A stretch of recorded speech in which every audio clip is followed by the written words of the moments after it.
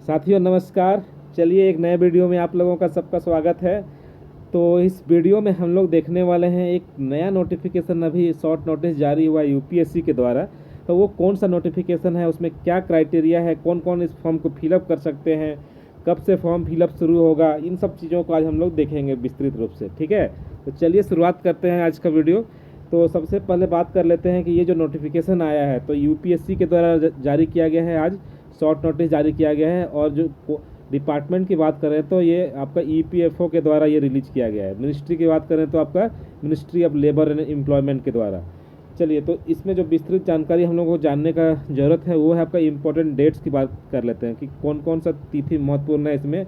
तो form fill up का date है आपका 29 जुलाई। ठीक है, तो सबसे पहले याद रखिए कि ये 29 जुलाई से शुरू होगा और लास्ट डेट है आपका 18 अगस्त। ये आपको एकदम याद रख लेना है कि आपको 18 अगस्त से पहले फॉर्म एनी हाउ फिल कर लेना है, इससे डिले नहीं करना है। क्योंकि 18 अगस्त आपका लास्ट डेट है, तो आपको एक महीना भी समय नहीं दिया गया, बहुत कम समय दिया गया, आपको तैयारी का भी कम समय मिलेगा। तो बेटर होगा कि आप तैयारी अभी से ही शुरू कर दीजिए, इसका सिलेबस निकालिए और पढ़ना शुरू कर दीजिए। बात करते हैं कि मोड ऑफ एप्लीकेशन की, तो ये सिर्फ ऑनलाइन अवेलेबल है, कोई ऑफलाइन का सुविधा यहाँ पे नहीं है फॉर्म फिलअप का। ठीक है, चलिए दो पोस्ट के बारे में यहाँ पे जानकारी हम लोगों को मिलती है। तो एक है आपका इन्फॉर्मेंट ऑफिसर, जिसको अकाउंट ऑफिसर भी कहते हैं। टोटल इसकी बात करें तो ये है आपका 156, टोटल 156 सीट है इसमें। बाकी देख लेना है कि आपके कैटेगरी में कितना है, आप देख लीजिए। बात कर लेते हैं पे स्केल की, तो पे स्केल है आपका लेवल 8 है और आपका 7 सीपीसी का है। सबसे महत्वपूर्ण है एज लिमिट। एज लिमिट के बारे में काफ़ी लोग परेशान रहते हैं। तो यूआर और ईडब्ल्यूएस के लिए 30 ईयर्स दिया गया है, ओबीसी के लिए 33, एससी एसटी के लिए 35 और पीडब्ल्यूबीडी के लिए 40 ईयर्स इसमें रखा गया। तो आप 30 ईयर्स के बाद जो नॉर्मल रिजर्वेशन का फॉर्मूला दिया रहता है उसी को फॉलो किया है ये। ठीक है, ये तो हो गया आपका पहला पोस्ट। उसके बाद सेकंड पोस्ट, दो पोस्ट इसमें निकाला गया है। सेकंड पोस्ट की बात करें तो ये है आपका एपीएफओ। ठीक है, असिस्टेंट प्रोविडेंट फंड कमिश्नर। बहुत इम्पॉर्टेंट है आपको ये जानना कि ये आपका अगर आप तैयारी कर रहे हैं 2 साल 3 साल से, अगर आपका इनकेस अगर नहीं निकल पा रहा यूपीएससी, तो आप ये एग्ज़ाम को ज़रूर ट्राई कीजिए, बहुत अच्छा है। मेरे कुछ दोस्त हैं जो इसमें काम कर रहे हैं, तो मैं आपको डिटेल वीडियो भी बनाऊंगा कि वो लोगों का कैसा वर्क कल्चर है, कि क्या क्या काम करना पड़ता है, इन सब के बारे में एक अलग से वीडियो भी बनाऊंगा। ठीक है, तो जिन लोगों से बात होती है हमारी, वो कहते हैं कि बहुत अच्छा है, यूपीएससी के द्वारा ये निकाला जाने वाला है, बोलते हैं मोस्ट डिमांडिंग वैकेंसी में से एक है। ठीक है, तो चलिए बहुत दिनों के बाद ये आया है, आप लोग हो सके तो इसको जितना जल्दी हो सके फॉर्म फिलअप कीजिए और तैयारी में लग जाइए। एपीएफओ की बात करते हैं तो इसमें टोटल सीट है 74। ठीक है, इसमें थोड़ा सीट कम है। अनरिजर्व के लिए 32, ईडब्ल्यूएस के 07, ओबीसी के लिए 28, एससी के लिए 7। सबसे ज़्यादा इंपॉर्टेंट है हमारे लिए कि इसका पे लेवल स्केल की बात करें तो लेवल 10 का है।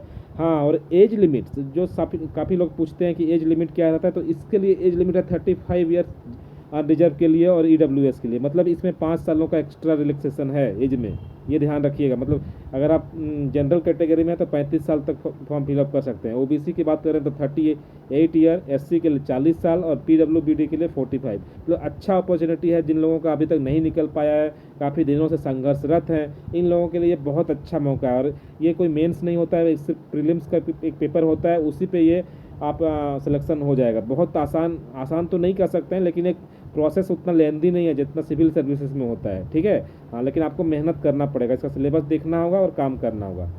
चलिए आगे बात कर लेते हैं हम लोग एलिजिबिलिटी क्राइटेरिया के लिए। तो नॉर्मल जो रहता है आपका ग्रेजुएशन का डिग्री होना चाहिए, आपको ब्लाइंडनेस ये सब नहीं होना चाहिए। ठीक है, ये कुछ खास नहीं है आपके लिए, नॉर्मल आप जो रहता है वही है। और बात करते हैं कि एप्लीकेशन प्रोसेस, तो ये आपका फॉर्म भरने के लिए वेबसाइट है upsconline.nic.in, इसमें जाइए और फॉर्म फिलअप कीजिए। उसके बाद आपके लिए इंपॉर्टेंट डेट्स हम लोग ऑलरेडी बता चुके हैं कब से होगा, ऑफिशियल वेबसाइट यहाँ पे दिया हुआ है, आप इस पर जाइए। ठीक है, बहुत अच्छे से तैयारी करना है आप सबों को, इसके लिए बेस्ट विशेष इस एग्ज़ाम के लिए अच्छे से प्रिपेयर कीजिए। ठीक है, all the best from the हमारी पूरी विद्या साथी टीम की ओर से आप सभी को। उम्मीद करते हैं कि आप लोग ज़रूर इसमें सिलेक्शन ले लेंगे। ठीक है, फिर थैंक यू आप सबों को। हाँ, चैनल पसंद आए तो, हमारा वीडियो पसंद आए तो चैनल को जरूर सब्सक्राइब कर लीजिएगा। आप रेगुलर इन सब टॉपिक पे वीडियो आता रहेगा। शुक्रिया।